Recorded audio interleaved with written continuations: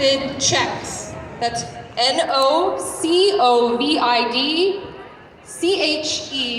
nocovidchecks. No COVID checks.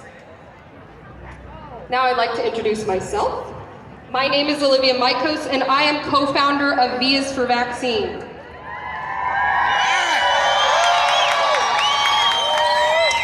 Our organization was created to educate the public on the lesser known but important facts about vaccines and the vaccine program. We advocate for true informed consent, and most importantly, freedom of choice. The primary reason we are here today. This simple quote sums up that reason. Freedom is not a gift bestowed upon us by other men, but a right that belongs to us by the laws of God and nature. Benjamin Franklin.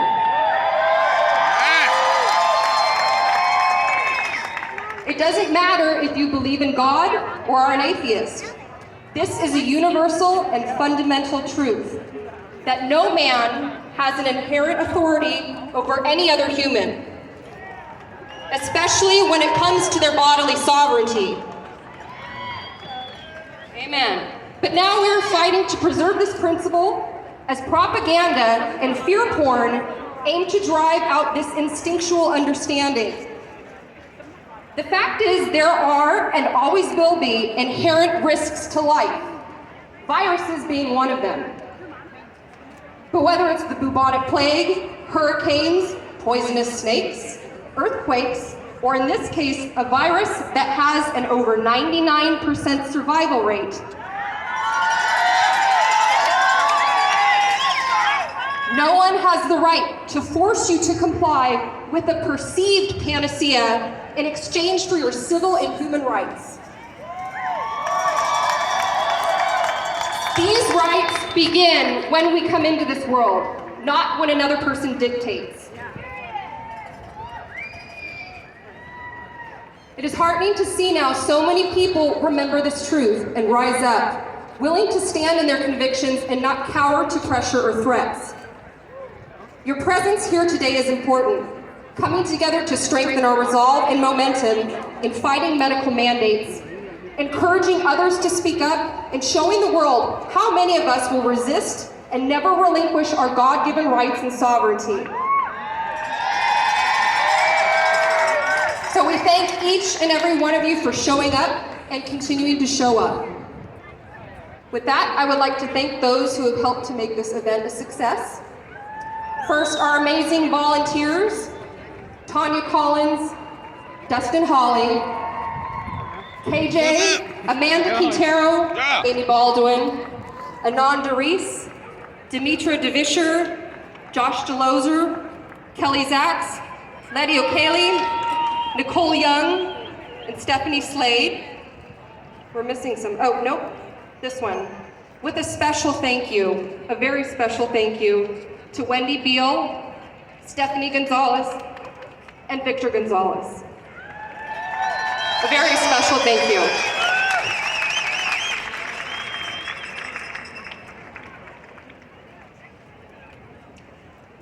I forgot to add in there a very, very special thank you to Amanda Quintero. Thank you.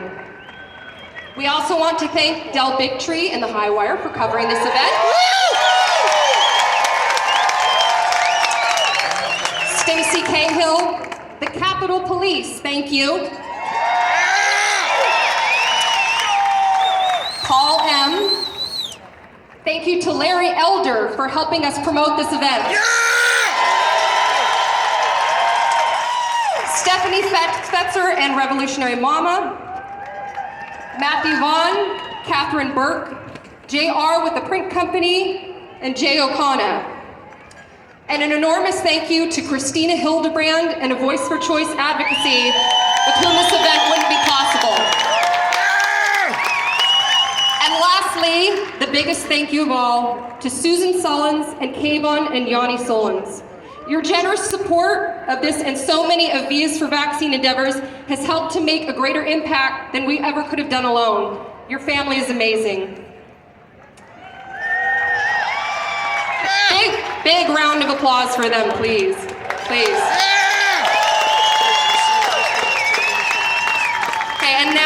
like to hand over the microphone to my partner and co-founder of V is for Vaccine.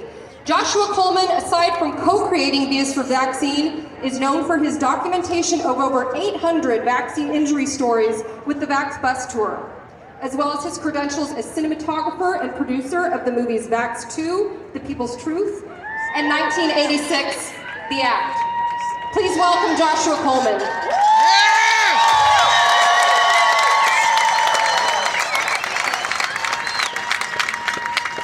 So I've been speaking out against vaccine mandates for about 6 or 7 years now. In California, legislators, primarily Senator Richard Pan,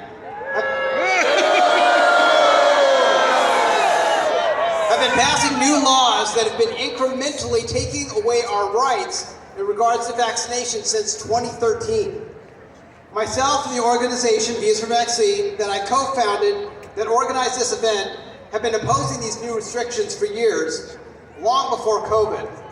And what the mainstream media and politicians will say about me and V is for Vaccine is that we are anti-vaccine extremists. This couldn't be further from the truth.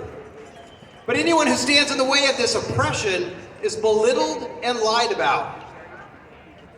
I can very easily explain to you my position on vaccinations. Are you ready?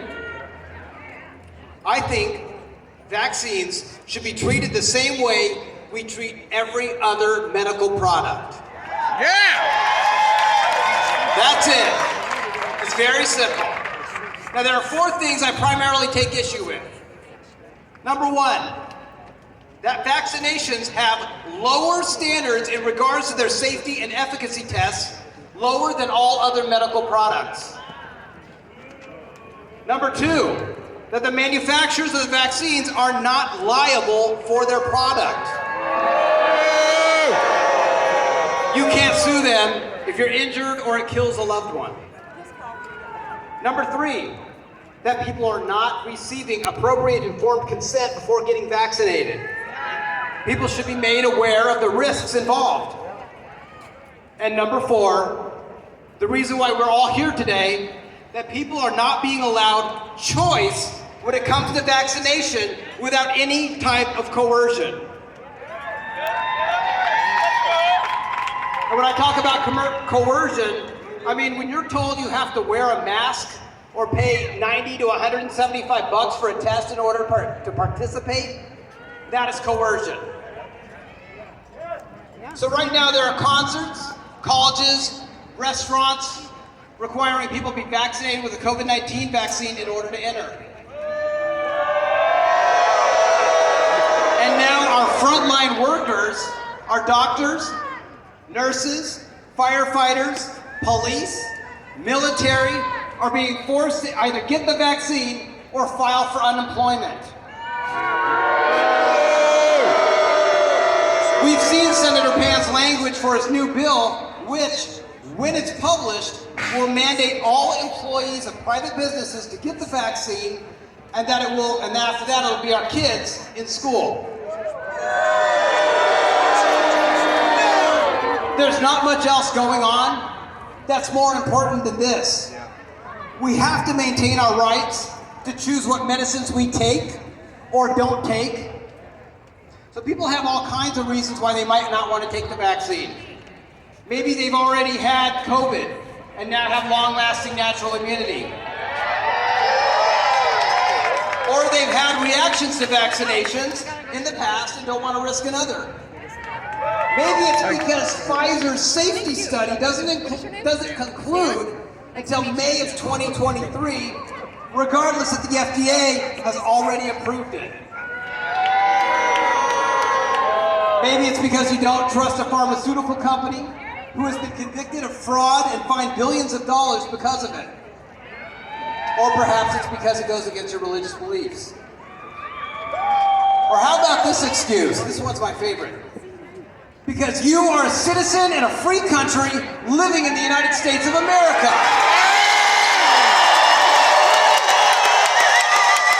You don't need to give anyone an excuse or a reason why you are not taking a medical product.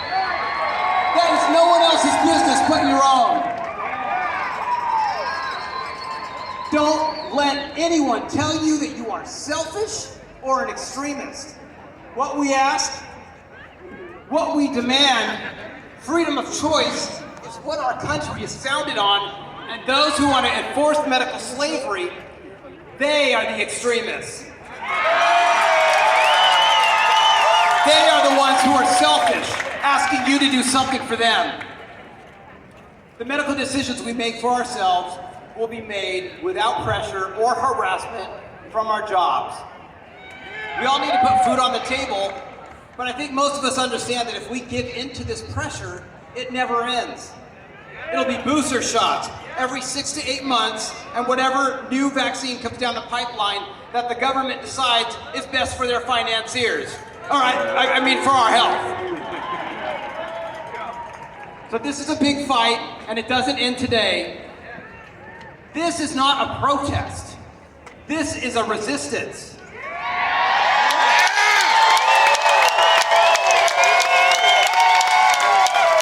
I want to end with a quote from Ulrich Meinhof. Protest is when I say, I don't like this. Resistance is when I put an end to what I don't like. Protest is when I say I refuse to go along with this anymore. Resistance is when I make sure everybody stops going along too. Be the resistance.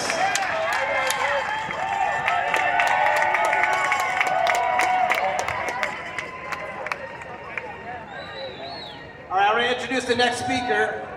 Christina Hildebrand is the founder and president of A Voice for Choice Advocacy, which educates and advocates for people's rights to be fully informed about the composition, quality, and short and long-term health effects of all products that go into people's bodies, such as food, water, air, pharmaceuticals, and cosmetics. Over the past 15 years, she has conducted over 20,000 hours of research on vaccines, including consulting with many leading vaccine researchers in a quest to understand the reality rather than the hype of vaccines. Christina has spent the past year specifically researching all sides of the COVID issue, including vaccines, masks, PCR tests, and has her pulse on the latest legislative issues on a state and local level. Help me give a warm welcome to Christina Hildebrand.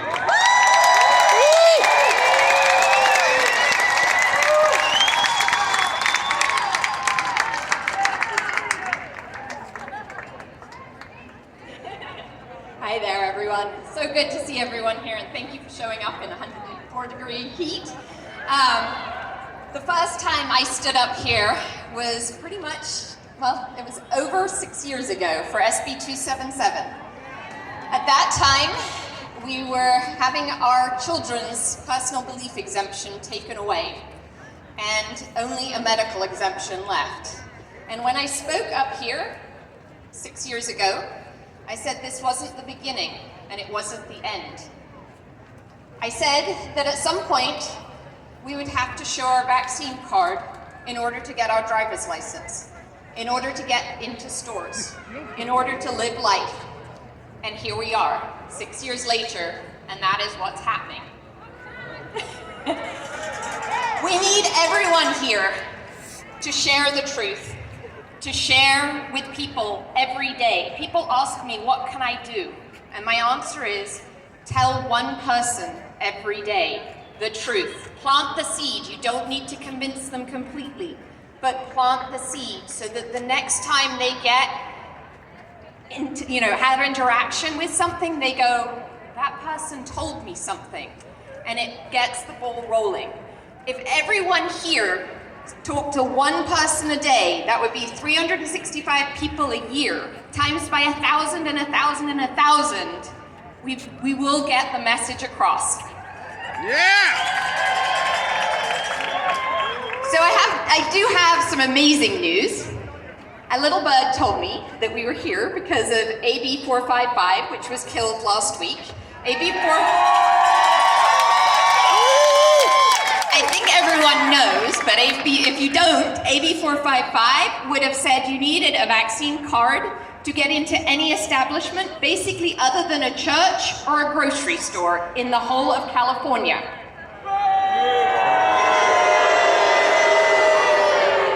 Now, we can't let that rest because LA, San Jose, San Francisco, and other cities have implemented exactly that. So my one request for all of you is make sure you go to your Board of Supervisors meetings, your Board of Education meetings, because that's where they're making those decisions at a local level, and they will continue even if it doesn't happen on a state level. The other bill, AB 1102, would allow employers to require a COVID vaccine. They can already do that, but that law would have allowed them to require emergency use authorized vaccines, so non-FDA approved vaccines. And there is a question about that legally. The anthrax vaccine is the only vaccine that was approved under EU aid previously, and a lawsuit was won in the military saying that it could not be mandated if it was under emergency use authorization. There are many lawsuits in the US right now that are questioning that amongst employers who have put forward mandates with emergency use authorized vaccines. I am here to tell you right now that AB 1102 is also dead.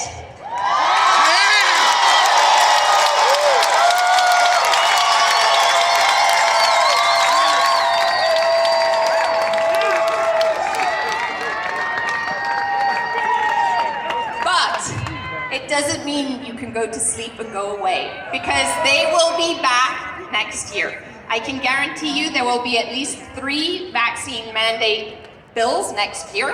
One will be for employers, one will be something to do with society, in other words, going into places, and one will be for our 7th grade kids. The vaccine will be required for them. So you need to wake people up, you need to come back, and you need to bring everyone with you next year when we're fighting these, because they will be here.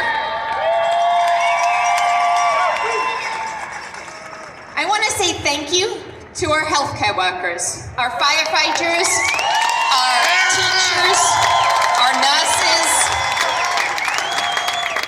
because without them, our system and our society doesn't go on. And there are enough of them standing up and standing out and saying no. I have heard so many stories in the last few weeks of firefighters, of first responders, saying we're not taking this vaccine and we will walk off the job.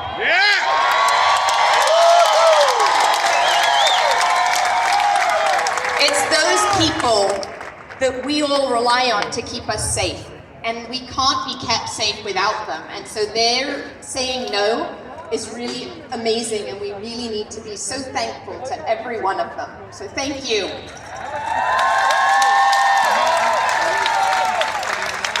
Going back to the bills, and we all know why we're here today. We can see it on the signs, we can see it in our emotions.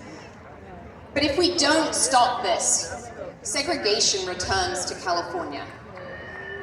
The number of people that are unvaccinated is disproportionately high amongst our Black and brown communities. That's not because, as the pro side says, oh, well, they don't have access to the vaccine. They have access to the vaccine. They don't want the vaccine.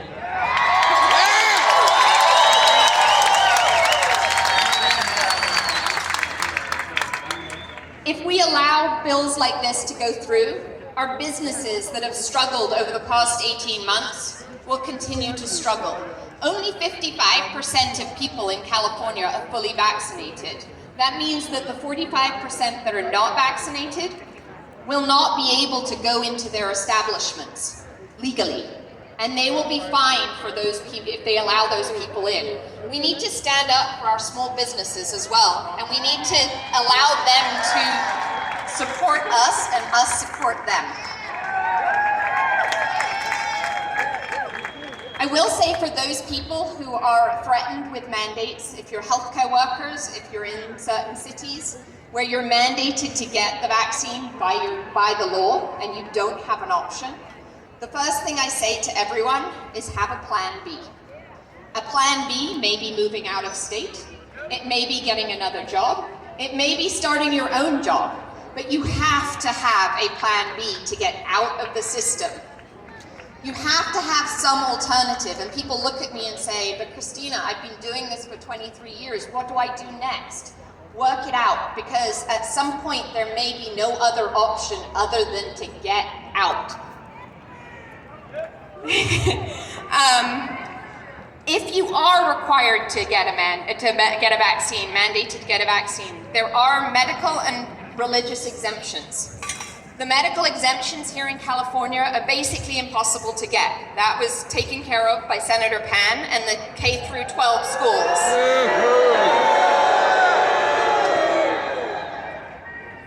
So there are no doctors that want to write medical exemptions because they've been witch hunted. They're having their licenses taken away. They're having their livelihood taken away because they did the right thing. There are religious exemptions, and a Voice for Choice Advocacy, I personally give 3 workshops a week. They're 2 hours long, but you will have a religious exemption coming out of it, assuming you have sincere religious beliefs, that does stand up. And you know, it's amazing. I had at least 20 people come up to me today and say, thank you so much, my religious exemption got accepted. We're not... We've helped over 2,500, probably 3,000, 4,000 people by this point. I get that many people say, but that's sticking within the system. It is, but some people need a paycheck. And so to me, yes, for now, do that, but you have to have your plan B to get out of the system. So anyway, that's all I have to say. Together we can make change happen. I will say I'm so happy to report that both bills are dead so that we can take a breath this year and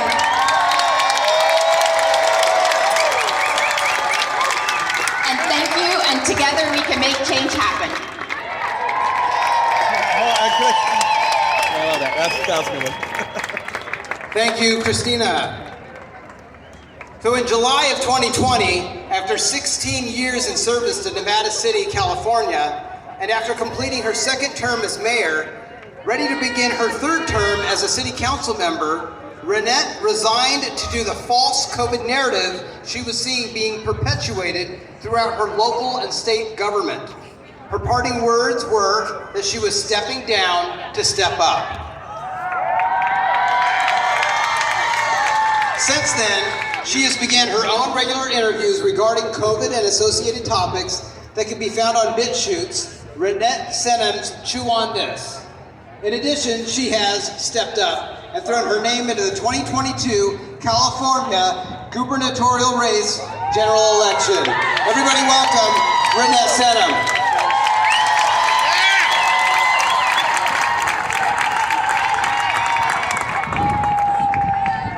Hello, California!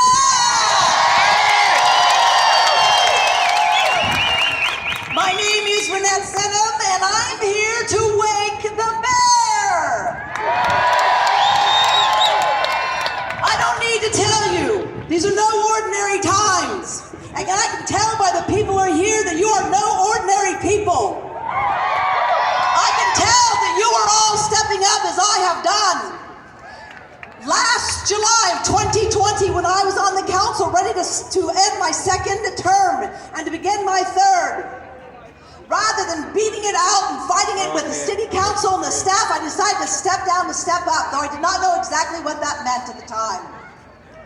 But I knew it was going to be something, and I took that leap. And I know the people that I'm looking at right now, that you're all on the same precipice. You are right there. And you're there, and I'm here to challenge you, just like I challenged myself, and this is what we're gonna do. Are you ready? So I'm gonna give you a little bit of a status of where we are, where we were, where we are, and where we're gonna go. When our Constitution was created, our founders did a beautiful job creating this incredible vessel. And this vessel was actually inspired by the 6 nations of the Iroquois Confederacy. Our own indigenous people inspired our Constitution. And it was finally acknowledged by the Congress in 1988. But there are very 2 important components of this vessel that were missing, and every vessel needs an anchor and a compass. That anchor is the wisdoms of the elders. Always making sure that when a decision is made, they look back the last 700 situation. That's the anchor. Now the compass was 7 generations from now. How many of you have heard of the 7th generation principle? Every decision made today must serve 7 generations from now. Just imagine for 1 second if our Constitution had that kind of compass. If our leaders were looking through that kind of lens when making their decision. Our parents, our teachers, our frontline workers. What if every single time we made a decision we always thought, is this serving the 7th generation? What if that were the standard we held our electeds by?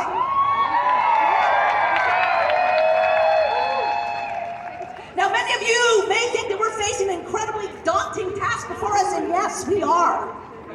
We are at the ultimate crossroads. And I'm going to tell you one quick story, and then we're going to get to what we're going to be doing next. Many years ago, when I had a wild hair, I decided to cross Alaska by myself in the dead of winter. And I was skiing down the frozen Yukon River at 55 below, and the only road that I knew was the frozen Yukon River. And you know what happened? Exactly what's happening right now.